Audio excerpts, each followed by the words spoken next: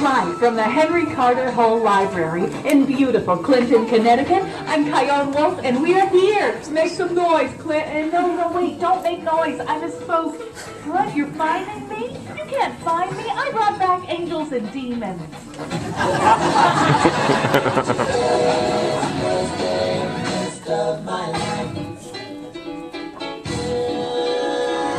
Libraries are so much more than books. They're information brokers and guides to the deep internet. They're gathering places and fighters for the free flow of information.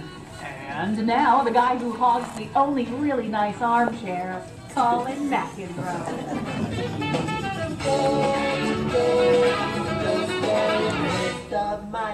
Well, you heard that right. We're live here at Clinton at the Henry Carter Hall Library, and it is adorable. All the people here are adorable. The people of Clinton, they're like the cutest people you've ever seen. As a matter of fact, people of Clinton, give yourself a big round of applause for being so adorable.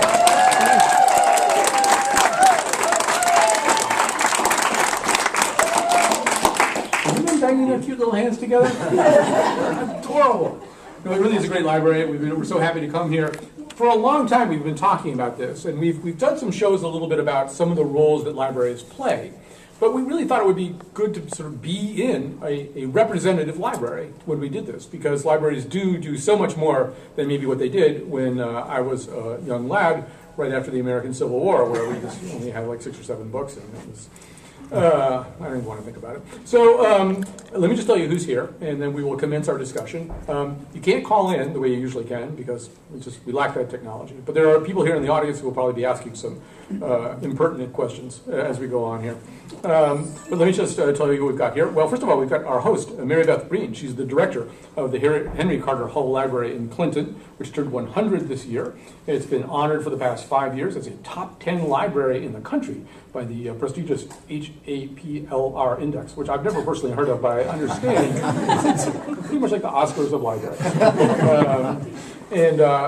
Sitting next to her is Jill Dugas Hughes, actually, right? Correct. Jill Dugas Hughes, the executive director of the Connecticut Library Consortium. Debbie Herman, president of the Connecticut Library Association. We've got all the big library brass here, basically. And Mark Oppenheimer, a frequent guest on our show, author of 3 books. He's the one of the editors and founders of the New Haven Review. And he will be launching a show about books on WNPR. He and Brian Francis Slattery will be launching a brand new WNPR show about books coming in February. We'll be hearing all about it. So that's who's here, and you're here. And we're going to start out with Mary Beth Breen, our host. Actually, could you first of all just tell us, who is Henry Carter Hall anyway? Well, Henry Carter Hall is our benefactor, actually. He and his, he left money to his wife. Right. In order to continue the small library that had started 100 years ago. How did he make all this money? He wasn't like in He was a whaling or banker. something. No, he was a banker, so Yeah. he made it legitimately. Right. And Well, whaling was legitimate at the time. It's just Right, sort of like strip right. mining now. It's, well, and when his wife died, she's the one actually who left his money in his name to found the library, the Henry Carter Hall Library in his name. Now, I want to talk a little bit about what libraries do, because you do an awful lot here, just walking around here and making a nuisance of ourselves. We've been able to tell that there's a lot going on here. I mean, what's a day like here? What are the things that people now use this library for? Well, we're still in the book business. We have plenty of patrons who come in strictly for books. We have a lot of entertainment, but we've turned more into a community center than the traditional library. We have an amazing array of programs here for adults and for kids. We have a brand new teen room upstairs where the Morgan students come from across the street and gather, do homework, projects, that kind of stuff. We just repurposed a room upstairs with a private grant to open a small business resource center for folks in town who no longer have an office to go to. That seems to be an increasing thing. I mean, that seems to be a trend in Yes. libraries around the country, that you're opening yourself up to the small business person who needs a certain set of things that that person's really not in a position to maintain for Right. him or herself all the time. Right, right. And so we're sort of just responsive to our community. You know, whatever we see that's happening or a need that we see arises, we're there for it. So Was that a euphemism? Are we talking unemployed people? That's a whole other thing. Is that- well, Yeah. we Or is that see a another lot thing? of we see a lot of them as well. We have a lot of folks who come in looking for jobs, and we have some resume centers upstairs. We have a crack reference staff who helps folks, you know, upload their resumes. We've got this great statewide database, Jobs Now, which we actually lead the state in usage for that helps folks tweak their resumes. They do live interview practice interviews.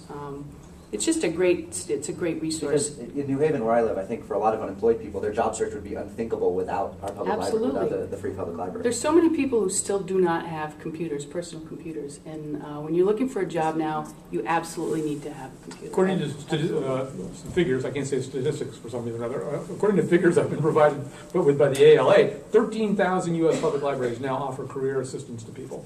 And 2.8 million times every month, business owners and employees use resources at public libraries to support their small businesses. So this We is, see it every day. Yeah. Every day. And it seems also that, I mean, here we are, we have a crowd of 600 or 700 people here. But no, this is another function of libraries. It is a place where people gather. That's why we wanted you to come here. Yeah. For sure. And what kinds of programs do people come down here for? Well, we've had, just this Saturday, actually, we had a really entertaining and popular Korean culture program. We have local authors come. One of a couple of our board members have done programs here who have each, one is a Lincoln specialist and the other one did a beautiful program on witchcraft. So it's, Uh-oh. yeah, so it's adult programming. We've had all kinds of children's programming, as you can imagine, wild animals and magicians and. We should emphasize it's a very crafts. clinical look at witchcraft. There was no actual witchcraft practiced here at the Henry Carter. Well, not that He didn't we were do aware that of. kind of thing. No. Yeah, it was a she, and no, yeah. No, I'm talking about we're not Henry. sure. I don't think Okay. Henry will like that. We have a picture of Henry Carter, kind of a cardboard cutout of him with a raven on top of his head, and it just doesn't seem like the kind of person who would be down with witchcraft somehow.